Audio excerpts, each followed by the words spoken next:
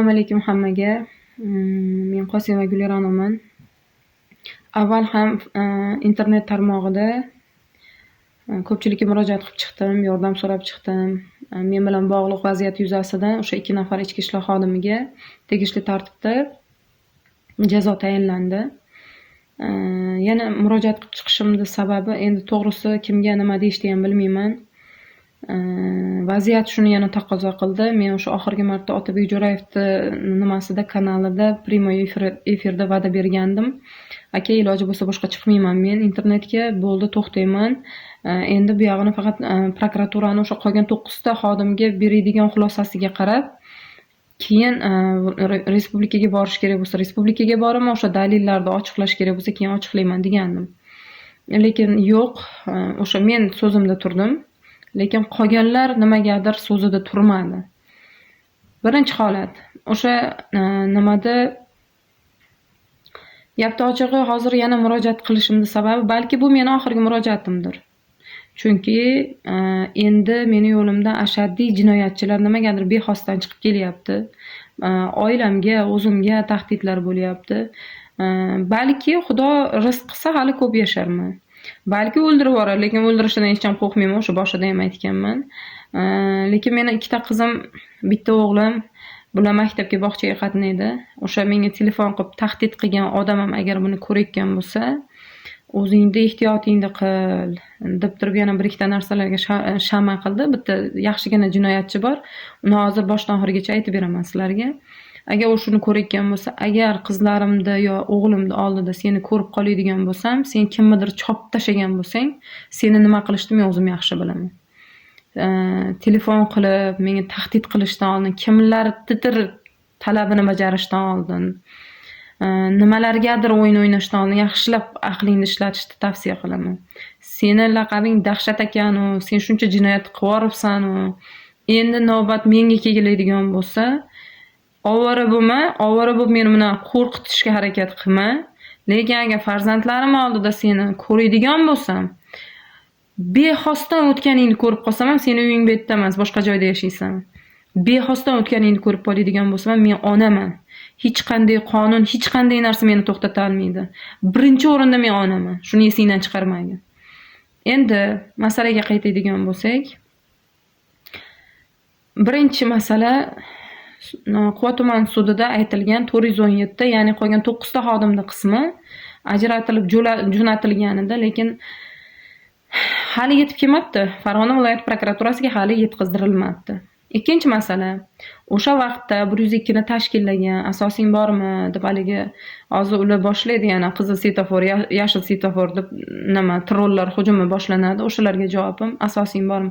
Ha, asosim keragidan ortig'icha bor. Shu uchun internetga chiqyapman.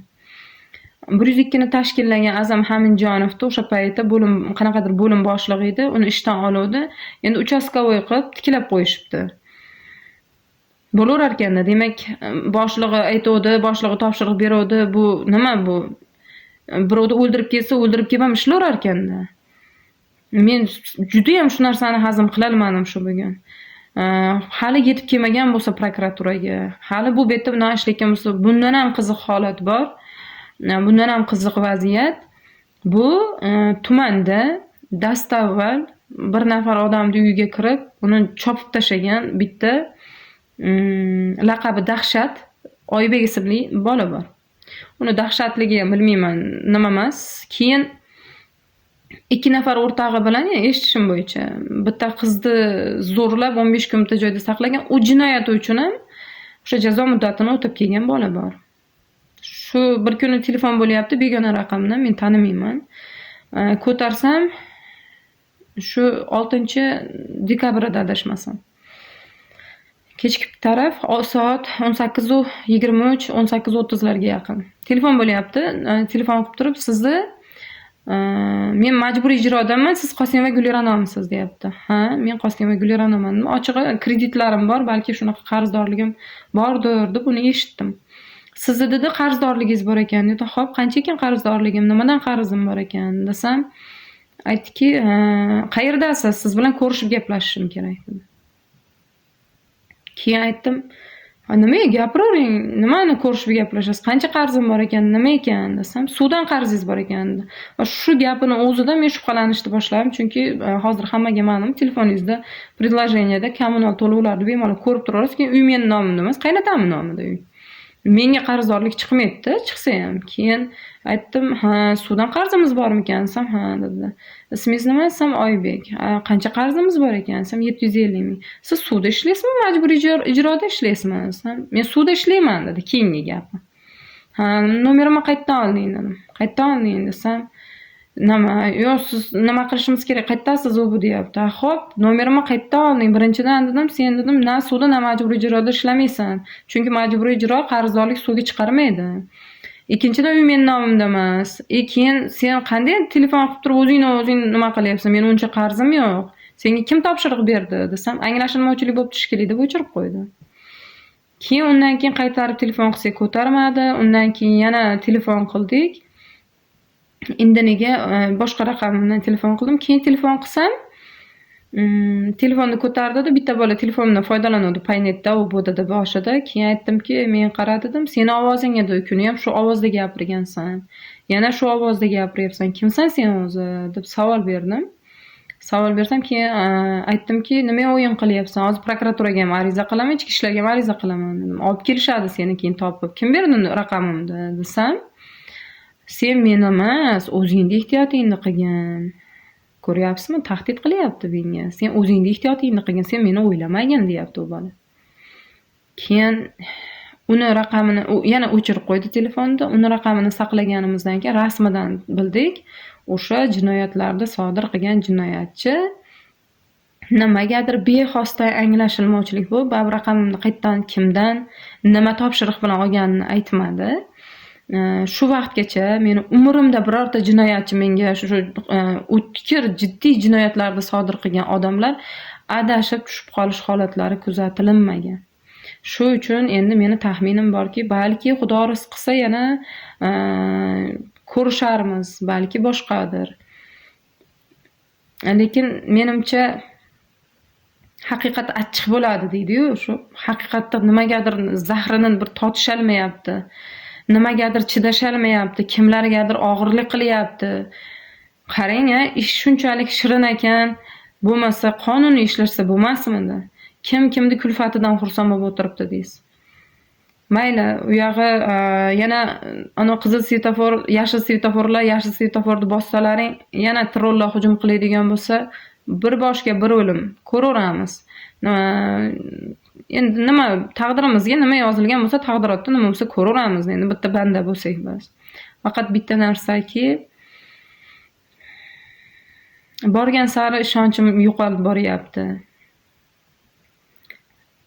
Nima keragi bor mana shunaqa narsalarni? Bo'ldi, jim turaylikchi, prokuratura o'rgansin men qolgan 9 tani. Nima emisan u xodimlarni yana bir pasda ishga tiklab qo'yyapsizlar? Maqsadinglar nima? Peshonamda har kuni o'shalarni ko'rib turishim kerak. Bilasizlarmi bu qanaqangi og'ir?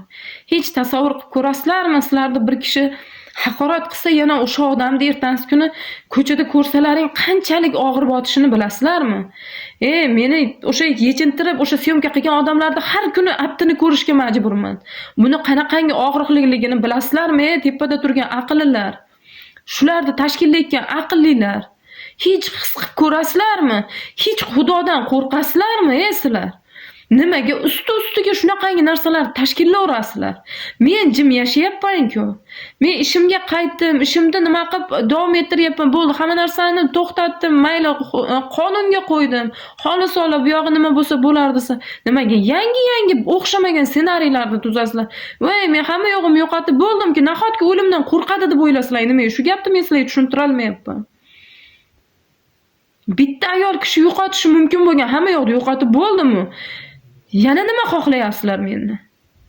Nimanidir yana yo'qotishdan qo'rqadi deb o'ylaysizlarmi? Nimaga hech ham bir haligi aqllilarda ishlatganlar kelmayapti? Yangi o'yinlarda tashkillayapsizlar. Sal bunday Xudodan qo'rqinglar, xo'p. Ana trollar ham birortangda bir nimang yo'q, bitta druziya ochgan, kecha profil ochgan. Insofing bormi senlarda? Ko'rmagan narsangga nima unaqangi narsa yozasan? Boshingga tushishidan qo'rqmaysanmi? Hurmatli tepasida turganlar meni jog'imda o'chiraman deganlar. Kasallikni vaqtida davolamasangiz isitmasi oshkor bo'ladi deydi. Hali yangidan yangi guliranolar chiqadi agar. Bunaqangi nimalar hali yangidan yangi jabrdiydalar chiqadi. Nima keragi bor unaqangi bosti qilishdi, yuqoriga o'zingiz yaxshi ko'rsatishdi, dalillarni yashirishdi. Zerikmadilaringmi, charchamadilaringmi? Haddib internetga chiqaverib, internetda gapiraverib, sal insof ham kerakda, yosh bolaga o'xshaysizlar. Endi bitta uni jinoyatchini nima qilsak bu qo'rqatingizlar. 15 kilometrga boraman cho'l zonaga, maktabim cho'l zonada. 15 kilometrda giyoh ham yo'q. Hech qachon mana shuncha qo'rqqanim yo'q borib kelguncha, lekin men ikkita qizim maktabga oraliq ko'chadan qatnaydi. Biri o'ldirib ketsa ham ko'rmaydi. U menga, oilamga tahdid qilyapti. Shunchalik nochormisizlar, bitta buzuqqa ro'mol o'ratib qo'yib, chiqarib gap gapirtirib, boshqasini chiqarib nima qilgizdirib, endi kuninglar shu jinoyatchiga qoldimi orqasida turganlar? Sizlar qo'rqmaysizlarmi? Yaxshilab tafakkur qiling. Abedgacha butun bitta tumanni moliyasiga javob bergan odam abeddan keyin ishsiz qoldi. Nimagacha o'sha kungacha jinoyatchilikka qarshi kurash kerak bo'lgan odam jinoyatchilikda ayblanib, mana jazosini oldi. Nahotki Xudo sizlarni boshingizlarga shu kunni solmaysizlar deb o'ylaysizlar. Xudo sizlarga ham shu kunni nasib qilib qolsa-chi? Trollar. Nima ko'rmagan, bilmagan narsangizga o'zingizdan o'zingiz bir nimani yasayapsiz. Bitta topshiriq berdi deb yugurib ketaverasizmi? Yashil svetofor ekan, o'qilishimiz kerak ekan, bu qilishimiz kerak ekan. Qizil svetofor ekan, to'xtashimiz kerak ekan. Aqlinglar yo'qmi o'zingizlarda? Tafakkur qilinglar. Men nahotki O'zbekiston Respublikasida Saida Shavkatovnaning yuragi kuyib ketyapti. Ayollar haq-huquqi, bolalar haq-huquqi deb kurashib, o'shanga intilib ishlaydigan zamonda men endi farzandlarim yaxshi borib kelarmikan maktabga? Ana jinni ichib olsa yo bir nimani chekib olsa ish qilib o'ldirib netib qo'ymasmikan? Axir u bunaqangi jinoyatlarni sodir qilgan-ku, unda moyillik bor-ku degan fikr bilan yashasin. Farzandni ham, amalni ham, rizqni ham Xudo beradi, Xudo oladi. Lekin men oxirgi marta ogohlantiryapman sizlarni. Boshqa ogohlantirmayman. Men o'zi o'ylayapman, kerak bo'lsa ishdan ariza yozib bo'lsa ham administratsiyaga borib hamma delamni olib boraman. Bu yog'iga ishonchim ham qolmadi. Bularga ishonchim ham qolmadiki, nahotki suddagi shu 417 ni qismi hali ham yetib kelmagan bo'lsa Farg'ona viloyatiga. Siz bilmadim, boshqa gapim yo'q. Agar qachondir chiqmaydigan bo'lsam, buni oldin ham aytganman. Yana aytaman, 3 kishiga bari dalillarimni to'plab, fleshkaga to'plab berib qo'yganman. Mabodo agar menga bir nima bo'ladigan bo'lsa, Otabek Jo'rayevga ham berdim, ayrim qisman nimalarda, hujjatlarimda, dalillarimda. Ular internetga olib chiqadi, lekin to'xtamayman. So'yib tashaydimi, otib tashaydimi, chopib tashaydimi, to'xtamayman. Undan ko'ra aqlni ishlatib, qonuniy ishlaylik. O'sha aybi borlarni jazolaylar. Nima qilasizlar? Hali menga yopishaverib, hali uni chiqarib, hali buni chiqarib, qanaqadir bir provokatsiya qilib nima keragi bor unaqa narsani? Qo'ysalaring-chi. Hammaga rahmat, sog' bo'linglar.